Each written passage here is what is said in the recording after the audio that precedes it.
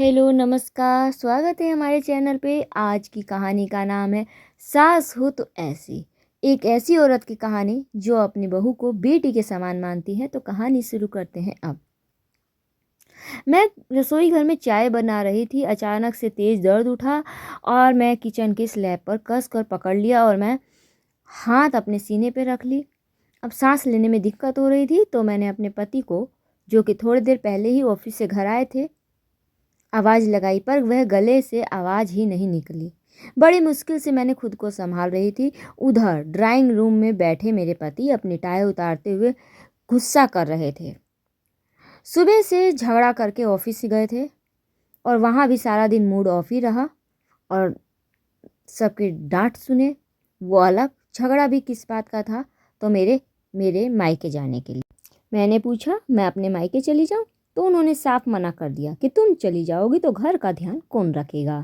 फिर माँ भी तो अकेले पूरा दिन कैसे संभालेगी सब कुछ?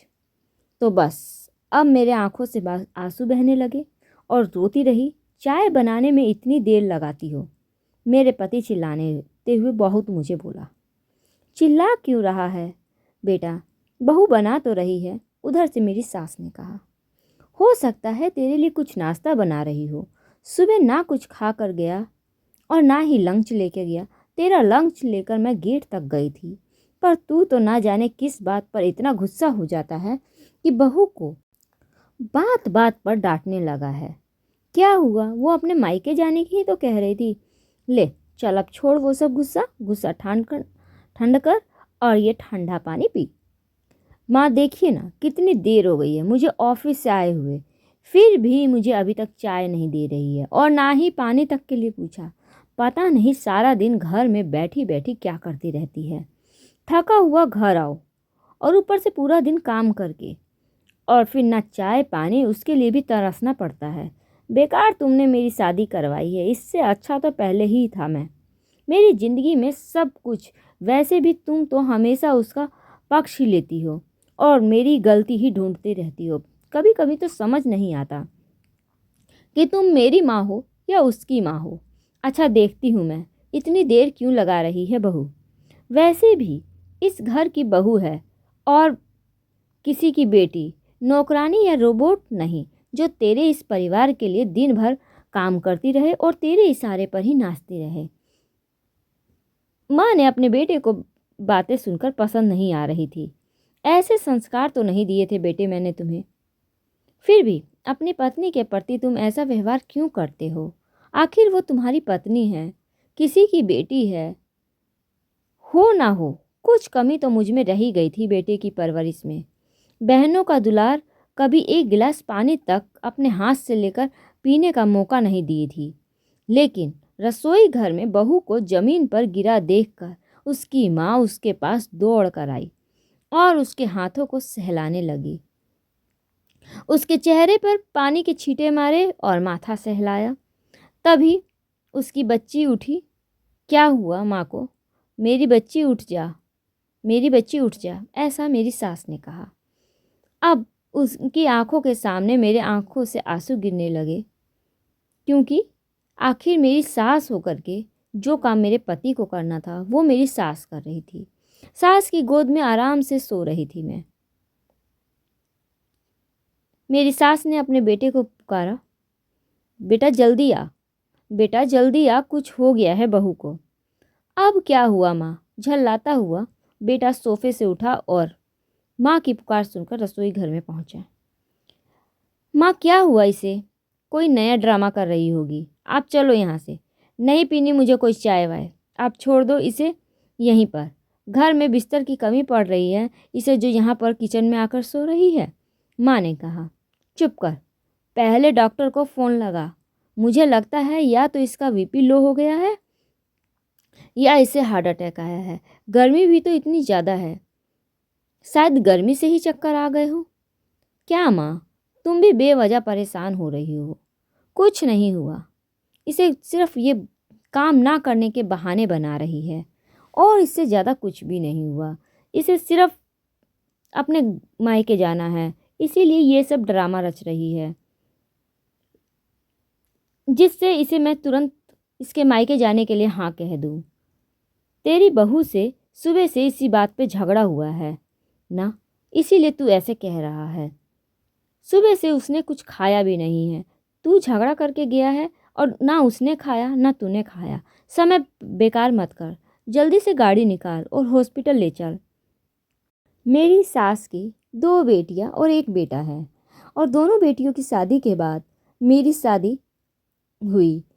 उनके मन में सिर्फ एक यही ख्याल रहता था कि दोनों बेटियों के ससुराल जाने के बाद बेटियों की कमी, घर के सूनेपन को एक छोटी बहू बेटी के रूप में मिटा सकती है और घर में रौनक बरकरार रख सकती है।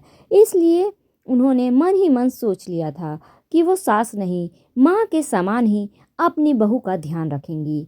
वो भी तो बेटियों की माँ हैं, वो भी 2-2 बेटियों की। वो जैसा व्यवहार दूसरे की बेटी के साथ करेंगी, ठीक वैसा ही व्यवहार तो उसकी बेटियों के साथ भी उसकी सास करेगी। भले ही उसने अपने जीवन में कितने भी कष्ट सहे हो, लेकिन सास और ससुराल वालों का ताना वह कभी भी अपनी बहू को नहीं देगी। अपनी बहू को बेटी की तरह मानेगी और बेटी की तरह ही क्यों, अपनी बेटी पूरी मानेगी। उधर दूसरी तरफ मेरे पति गुस्से में कुछ ना कुछ बोल रहे थे, पर वो मुझसे बहुत प्यार करते थे, इसीलिए तो उन्होंने अपने से दूर जाने के लिए कभी भी नहीं चाहते थे और कभी भी कहीं भी जाने पे मना कर देते थे। और लास्ट में डॉक्टर ने बताया कि मैं प्रेग्नेंट हूँ। कई बार महिलाओं को गर्भधारण के बाद इस तरह की समस्या आ जाती है। यह खबर सुनकर जहाँ मेरे पति के पैर जमीन पर नहीं पड़ रहे थे, वहीं मेरे घर में मेरी सास इतने सालों के बाद किलकारी गुजेगी, यह सोचकर ही बहुत खुश हो रही थी। मुझे जब होश आया तो मैंने देखा कि मेरी सास अपने माथे पर हाथ फेरते हुए देख रही थी। मेरे मन में एक आवाज़ आई कि मैं बहुत भाग्यशाली हूँ जो मुझे ऐसी सास मिली है। मैंने पता नहीं कौन से पुण्य किए थे जो मुझे ऐसी सास मिली है। और फिर वह फ़ोन करके मेरी सासू माँ ने मेरी माँ को यह खुशखबरी देने के लिए कहा कि समधन जी, आप लंबा प्रोग्राम बनाकर आइएगा यहाँ। जब तक आपके साथ रहना चाहे आप यहीं रहिएगा हमारे घर पर। जानती हूँ इन दिनों वो अपने मन की बात मुझसे ज़्यादा आपसे ही खुलकर बता पाएगी। उसे क्या खाने का मन कर रहा है, क्या करने का मन कर रहा है। तो आप बेटी के ससुराल में आ ही गई हो, पर लोग समाज का डर उसे सता रहा था कि लोग क्या कहेंगे, बेटी के ससुराल में डेरा जमा लिया है। यह सब सोच रही थी। हम लोगों की बातों पर जीना तो नहीं छोड़ सकते, वो तो कुछ भी कहेंगे, उनका तो काम है कहना। पर हमें अपने बच्चों की भलाई के बारे में सोचना है बस। अभी आपकी बेटी को सबसे ज़्यादा आपकी ज़रूरत है। वो शायद मुझसे कुछ कहने में संकोच करे, मगर आपसे कोई संकोच नहीं करेगी। मैं अपनी सास और माँ के बीच में आकर बैठी हूँ और ये कहते हुए और सुनते हुए मुझे बहुत अच्छा लगा। और फिर लास्ट में मैंने भी कहा कि मुझे आप दोनों की ज़रूरत है। भले एक माँ ने जन्म दिया, पर अब मेरी शादी के बाद मेरी 2 माँ हैं। मेरे पति को भी अपनी गलती का एहसास हो रहा था कि उसने अपनी पत्नी के बारे में ऐसा नहीं बोलना चाहिए था। और फिर मैंने अपनी दोनों नंदों को भी जब बताया कि मैं माँ बनने वाली हूँ, तो वह बहुत खुश हुई और अपने मायके आ गई। तो फिर लास्ट में सारा परिवार खुशियों से घर में खुशहाली मना रहा था। यह सब देखकर मेरे पति बहुत खुश हो रहे थे। उन्हें अपने बहनों का यहाँ आना बहुत अच्छा लगा और उनका भी मायके जाने का मन करता होगा। वैसे ही मेरा भी मन मायके जाने का करता है। उसके भी भाई बहन, उसका भी मन करता होगा एक साथ समय बिताने का। शादी के बाद अपने खून के रिश्ते को भुला दें, ऐसा एक लड़की, यह तो उचित नहीं होगा। उनकी माँ ने समझाते हुए अपने बेटे को कहा और उनके कान पकड़कर उठक बैठक भी करवाते हुए कहा कि बेटा समझ गया, देख तेरी बहन कितनी खुश है यहाँ आके। ऐसे ही बहू का भी मन करता होगा अपने मायके जाने का और इसी तरीके से वो भी खुश रहती होगी। तो आज के बाद कभी मेरी बहू से जब झगड़ा मत करना।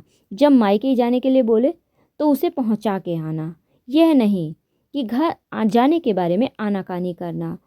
तो मुझे कहीं जाने की ज़रूरत नहीं पड़ेगी। कुछ ही महीनों के बाद मैंने जुड़वा बच्चों को जन्म दिए, जिसमें एक बेटा और एक बेटी। मैं भी बेटियों की माँ बन गई। अब जब मेरी दोनों माँओं ने कहा, तब सामने खड़ी ननद हंसकर बोली, बेटियां नहीं, एक बेटी है एक बेटा है, ध्यान से देखो भाभी। हाँ, तो बेटे की शादी के बाद एक बेटी आएगी ही ना, तो बन गई ना मैं दो बेटियों की माँ। सुनकर सभी हंसने लगे और बहुत ही अच्छा लगा। तो दोस्तों, ये थी हमारी आज की कहानी। कहानी कैसी लगी हमें कमेंट में ज़रूर बताइएगा।